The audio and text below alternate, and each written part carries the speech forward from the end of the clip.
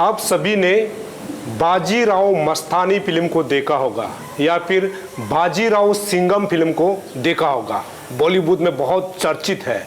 लेकिन आज मैं एक बाजीराव की बात कर रहा हूं, हालांकि ये फिल्म से रिलेटेड नहीं है। आप सभी को बता दूं, बाजीराव IAS एकेडमी ये अरुणाचल के तमाम बच्चों के लिए, जो अरुणाचल पब्लिक सर्विस कमीशन के लिए जो लोग प्रिपेयर करते हैं, उनके लिए बहुत खुशी की बात है कि आज जो है बाजीराव IAS एकेडमी जो है यहाँ पर राजभवन रोड पर आप सभी के लिए खुल रहा है। और आपको ये भी पता है कि आने वाले कुछ महीने बाद जो है APPSC का जो है एग्जाम्स होना है।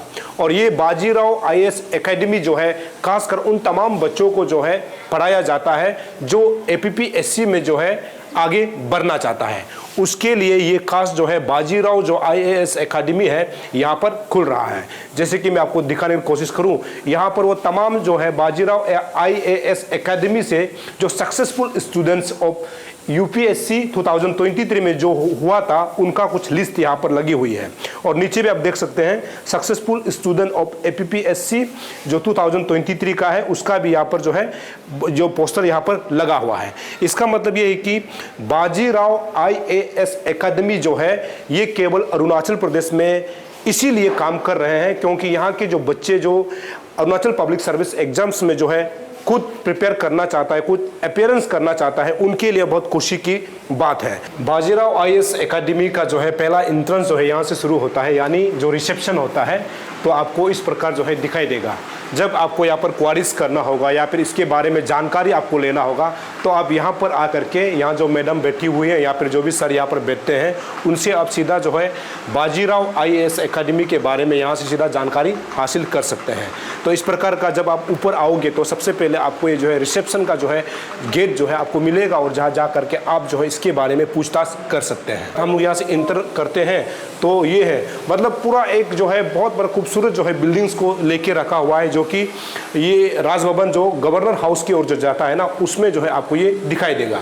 और पार्किंग की जब हम बात करते हैं, यहाँ पर पार्किंग अवेलेबल है और स्पेस अवेलेबल है। खासकर जो बच्चे जो गाड़ी में भी आना चाहे, स्कूटी बाइक जो भी जहाँ भी आता है, तो आप यहाँ पर आराम से आ सकते हैं। और जगह बहुत खूबसूरत है और ऐसे जगह को चुना जाता इसीलिए है कि जहाँ पर शांत मन से लोग पढ़ाई कर सकें।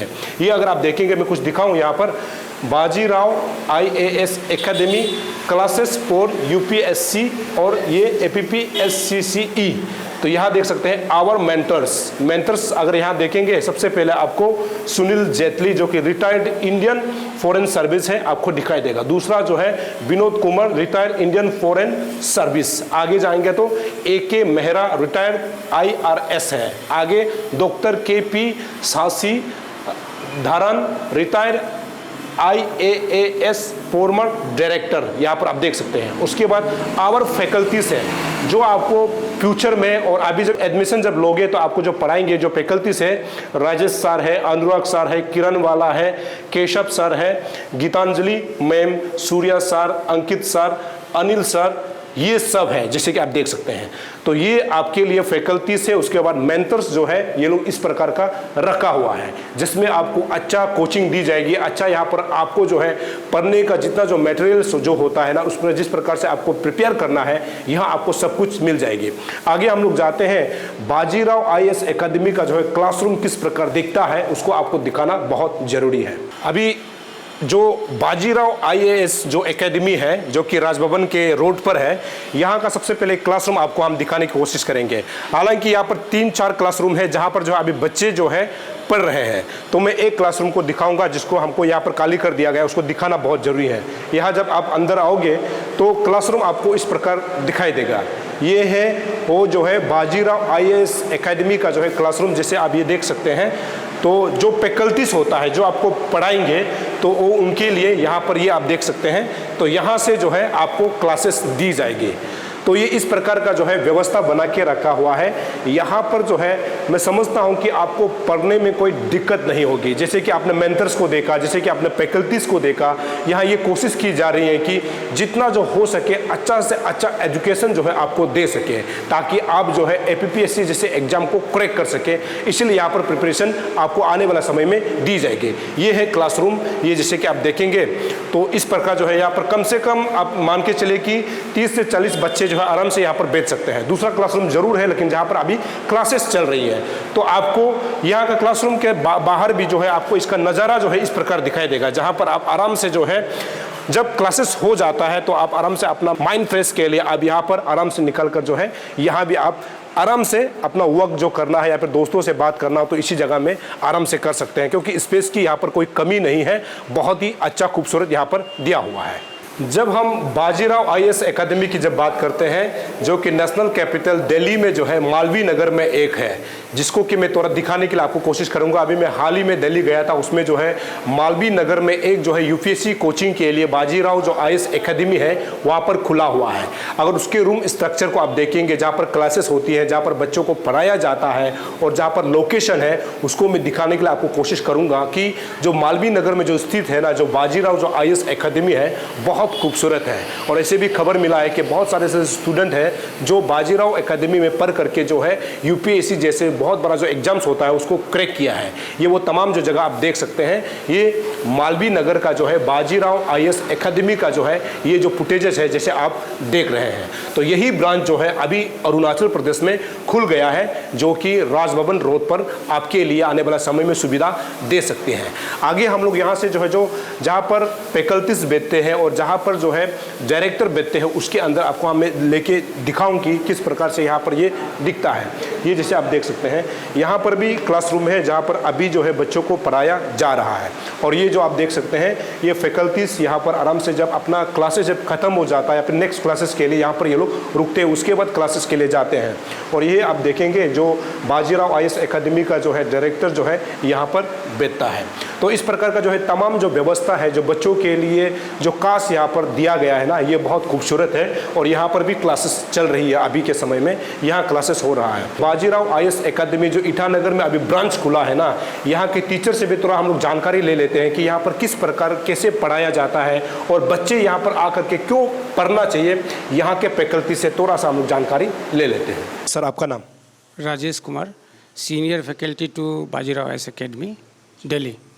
सर ये इस बार पहली बार होगा जो कि बाजीराव IAS एकेडमी जो है अरुणाचल प्रदेश में इस पर ला रहे हैं, तो इसका मकसद क्या है सर एग्जैक्टली?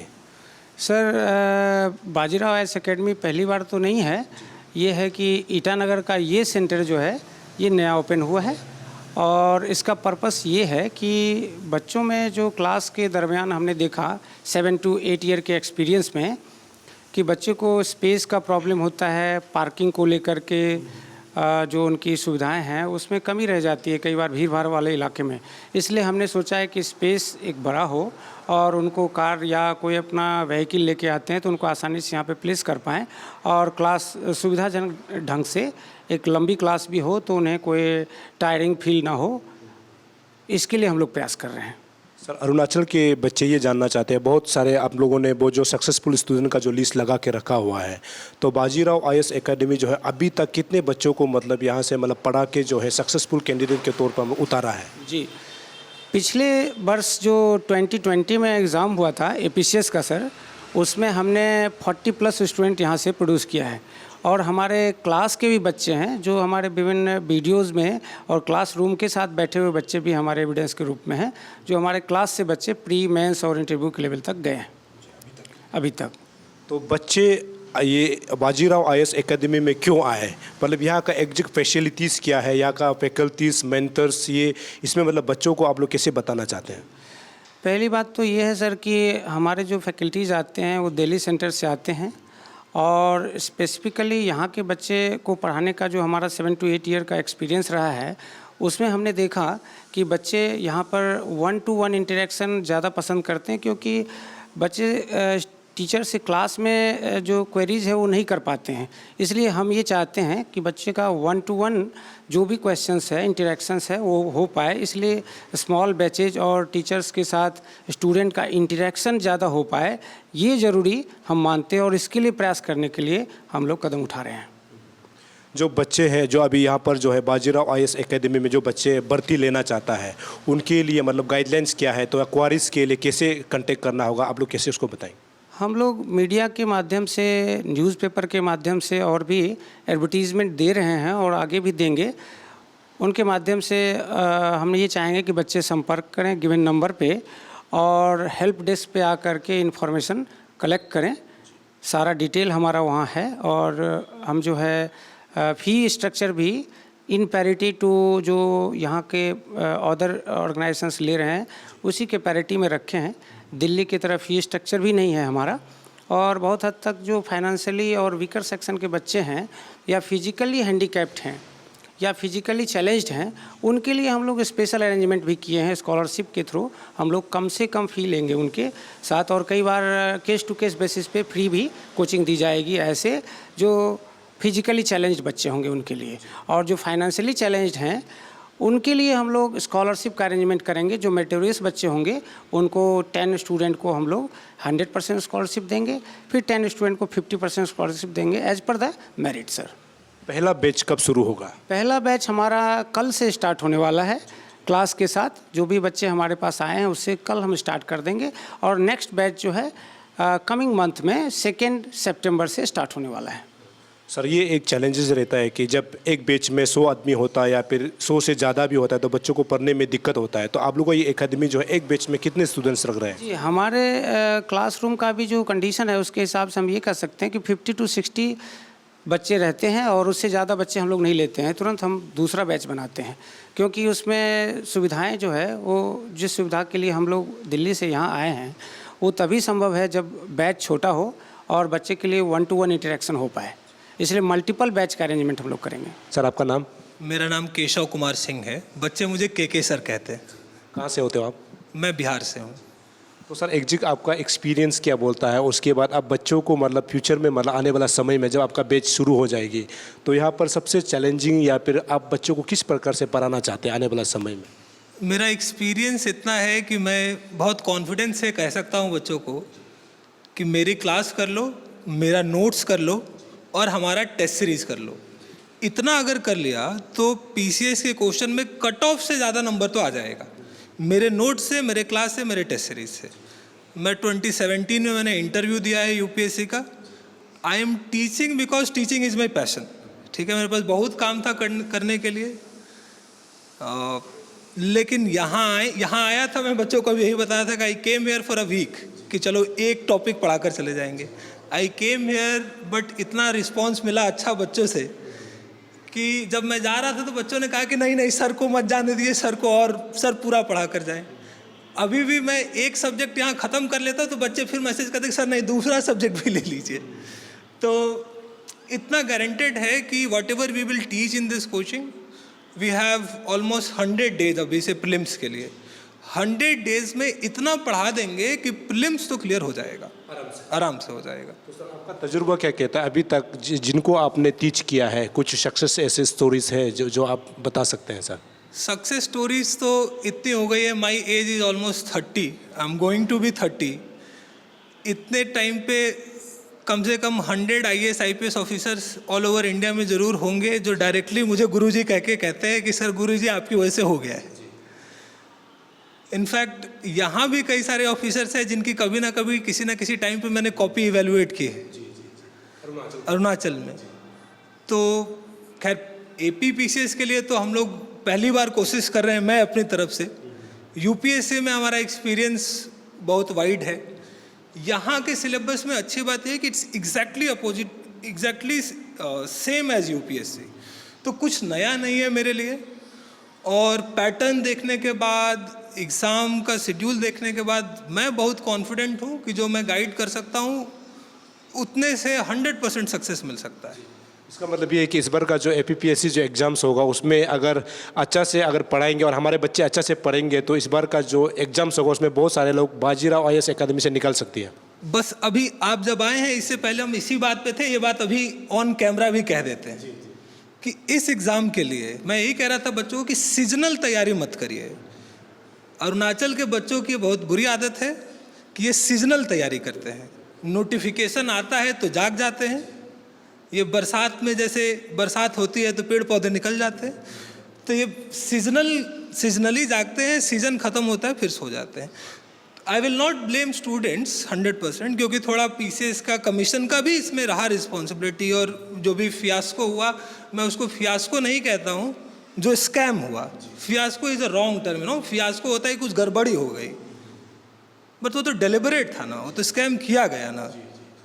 तो जो भी हुआ उसके चलते भी थोड़ा इनका मोरल डाउन हुआ है। लेकिन आज से भी जो लोग तैयारी कर रहे हैं, मैं यही कह रहा था कि तुम या तो मुझे मत दो, अपने पैसे बचा लो, या अगर दे रहे हो तो इस कमिटमेंट के साथ आओ कि I will be preparing for this exam for 1 year.